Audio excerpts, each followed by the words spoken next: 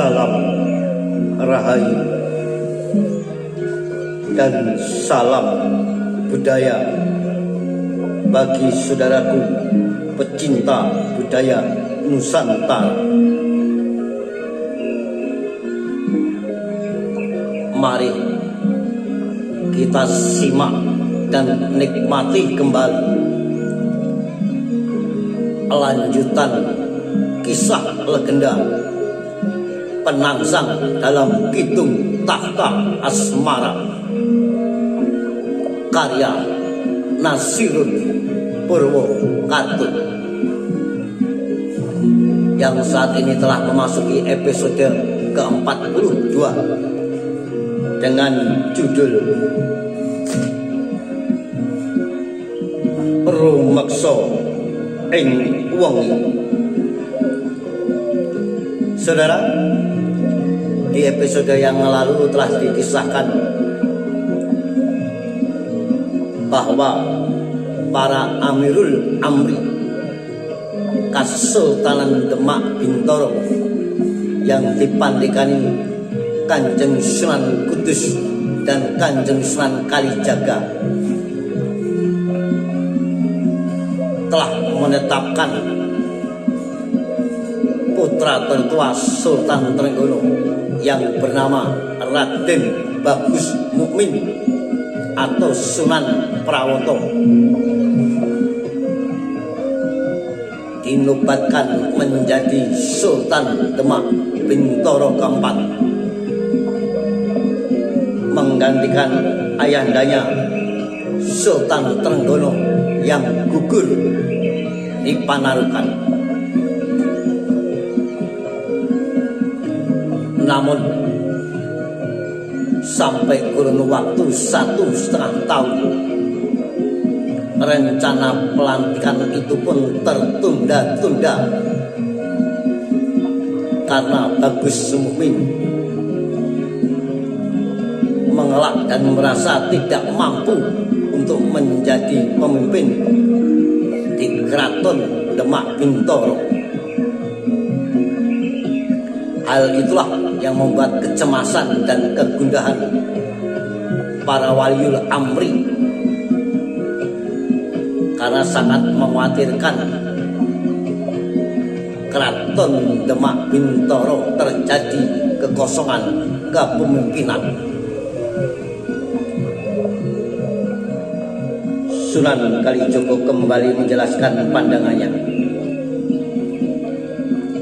Ia memaparkan pendapatnya mengapa lebih memilih cara berkeliling pedesaan dengan langsung bertemu dengan kalangan rakyat jelata.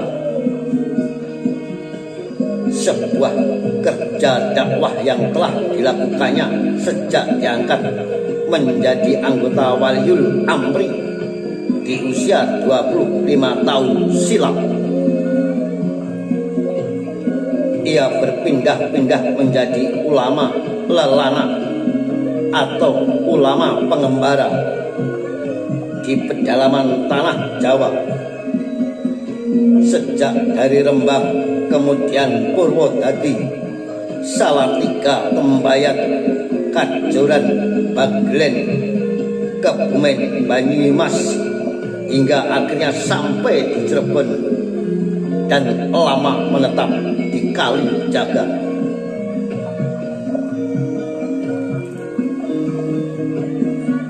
Karena dalam pemikirannya mendirikan pesantren hanya bersifat menunggu santri yang datang, sementara para santri yang datang biasanya berasal dari keluarga yang telah memiliki ketertarikan pada Islam.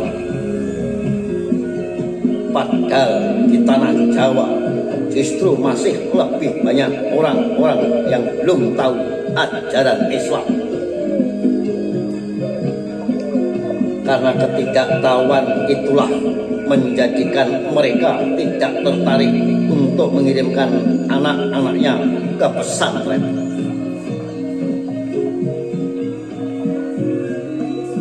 Usia kesultanan ini telah lebih dari setengah abad.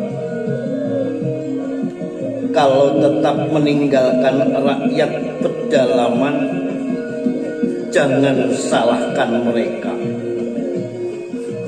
Kalau mereka pun meninggalkan kesultanan, inilah yang sangat mengkhawatirkan, ucap Kanjeng Sunan Kalijaga di hadapan putranya yang bernama Sunan Muria, juga cucu dari Sunan Giri Gajah yang bernama Sunan Giri Pratikal. Sunan Muria yang telah memahami pandangan ayahnya terus menyimak penuturannya, dan itu pula yang tengah dilakukan oleh Sunan Giri. Lelaki muda cucu Sunan Giri Gajah itu pun sepakat dengan yang disampaikan Sunan Kalijogo, dan seperti sebuah kesepakatan, mereka pun membagi tugas dalam melakukan penyebaran Islam. Sunan Muria tetap berdiam di Muria dengan menjaga penyebaran Islam yang telah berlangsung di daerah pesisir. Daerah hasil penyebaran Islam yang telah dimulai sejak zaman Raden Patah masih menjadi Sultan Demak. Sedangkan Sunan Kalijogo tetap pada pilihannya untuk makin luas menyebarkan Islam ke daerah-daerah pedalaman. Saya sebenarnya awalnya tidak ingin mendirikan pesantren, karena waktu itu telah ada pesantren Demak peninggalan Raden Patah. Tapi dengan makin tuanya usia, saya makin merasa tak mampu lagi kalau harus berkeliling sendiri.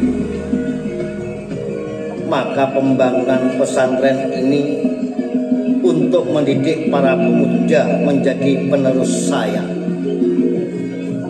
Karena dalam perkembangannya, pesantren Demak pun lebih mengajarkan santri untuk menjadi pedagang.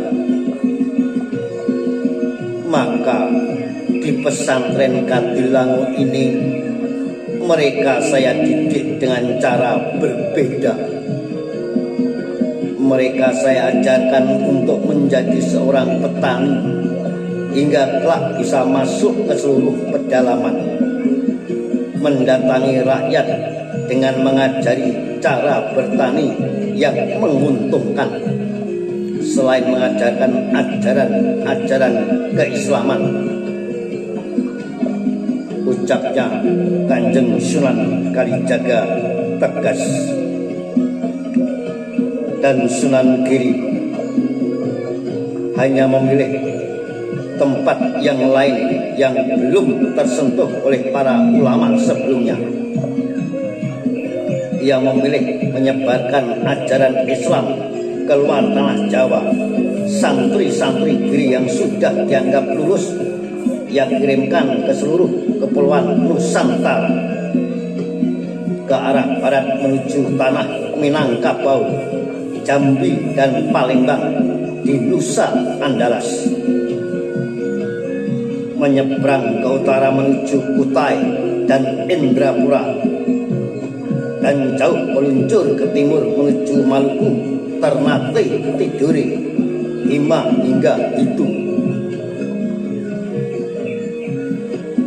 Maka bagaimanapun pemerintahan Demak ke depan harus benar-benar memikirkan persoalan di pedalaman. Karena kalau tidak, kekuasaan yang menjadi amanat para ulama tak akan bisa mensejahterakan rakyatnya. seakan pohon besar yang tanpa akar. Itulah yang sebenarnya harus segera kita pikirkan sebagai bahan pertimbangan, tegas Sunan Kalijaga kemudian. Sunan Giri kembali tersenyum mendengar penegasan yang juga telah disampaikannya pada 1,5 tahun silam itu. Ketika keduanya berbincang untuk mencari sosok sultan yang tepat memimpin Demak Bintoro ke depan.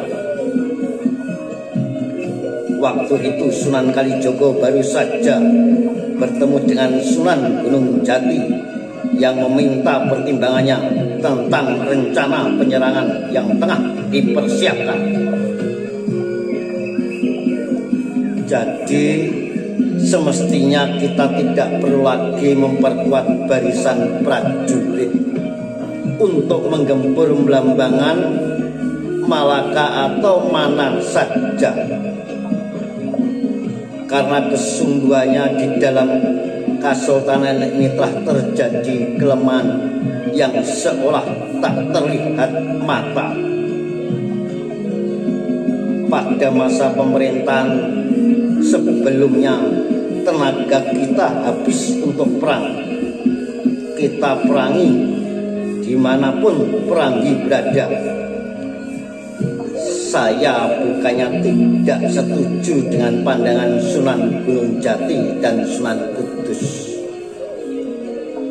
yang beralasan bahwa serangan dari luar merupakan ancaman. Tapi ketika di dalam sendiri terdapat kelemahan, peperangan keluar sebenarnya hanya sia-sia saja.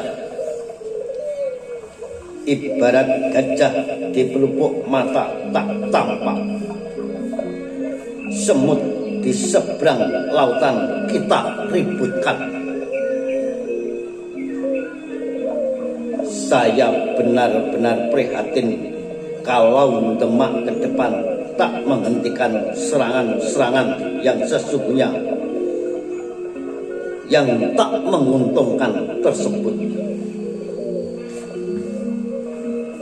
Karena yang harus segera kita pikirkan adalah bagaimana memantapkan ke dalam dulu. Mensejahterakan rakyat tanah Jawa adalah pemikiran utama yang harus segera dilaksanakan. Demikian penegasan Kanjeng Sultan Kanjeng Sunan Kalijaga kepada kedua tamunya yang tengah menyimak dan setia mendengarkannya. Dan menurut Sunan Giri yang diajak berbincang, semua permasalahan itu bermuara dari belum adanya sultan yang berkuasa, seorang raja yang akan menentukan arah kebijakan kesultanan. Kanjeng Romo Sunan,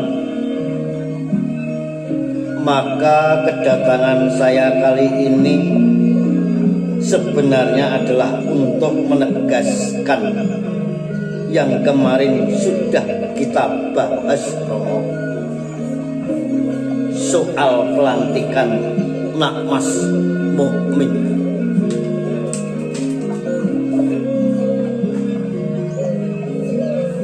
Sunan Giri pun membuka pembicaraan yang telah ia simpan sejak di Giri Kedaton. Kanjeng Romo Sunan, karena sampai sekarang sudah 1,5 tahun kosong kepemimpinan di Demak Bintoro, sebuah keadaan yang cukup mengkhawatirkan. Kanjeng Romo Sunan, sementara Sunan Muria yang duduk bersila di sampingnya kemudian berkata, "Injih Kanjeng Romo Sunan, kemarin kami juga telah berembuk waktu datang ke Giri Kedaton. Intinya kalau Sultan Demak berhalangan, harus kita angkat seorang patih Amangku Bumi. Dialah yang akan menjadi pendamping sekaligus pelaksana pemerintahan. Dan kita bisa bahas malam ini untuk mencari sosok yang tepat menjadi pendamping Nak Mas Bagus Mukmin. Demikian penegasan Sunan Muria kepada ayandanya Sunan Kalijaga. Dan malam purnama pun makin larut. Angin yang berembus dari perbukitan di sekeliling pesantren Kadilang mulai menebarkan hawa dingin. Namun pembicaraan di tengah pendopo Balairum yang baru dibangun itu seolah makin hangat. Ketiga ulama yang tengah berbincang saling berbicara dengan penuh semangat. Sunan Gunung Jati kemarin mengusulkan Pangeran Timur menjadi Senopati Ageng. Tentu dengan pertimbangan untuk melakukan penyerangan terhadap Malaka. Ujar Sunan Kalijaga memberikan tanggapan. Lalu Patih Mangkubuminya Romo? Tanya Sunan Muria kemudian. Itu juga harus menjadi pertimbangan, karena Patih Wonosalam sendiri telah makin tua. Harus segera ada penggantinya. Dalam pembicaraan kemarin kami mengusulkan Nak Mas Pamekas sebagai patih bagi Sultan Mukmin.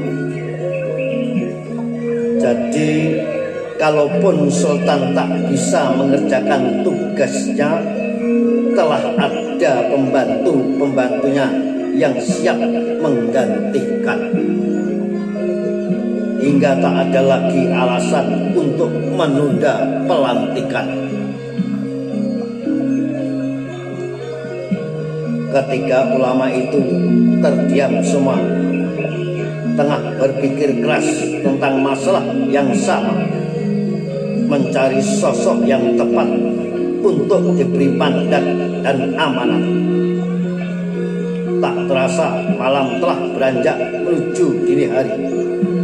Kokok ayam jantan telah terdengar beberapa kali, seakan mengusir bulan yang telah semalaman menyinari bumi.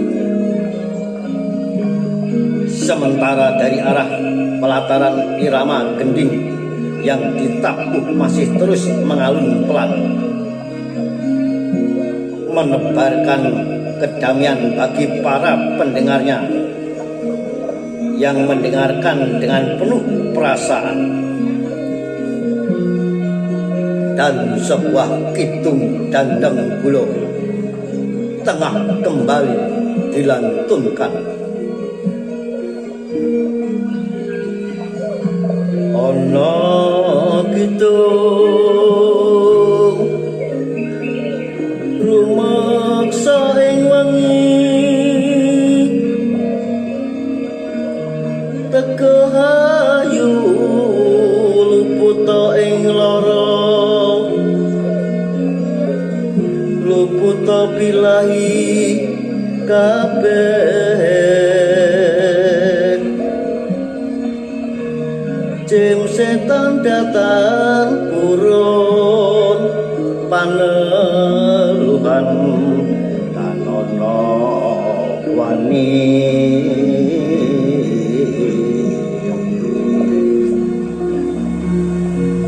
Mewah panggawe Allah wong lupa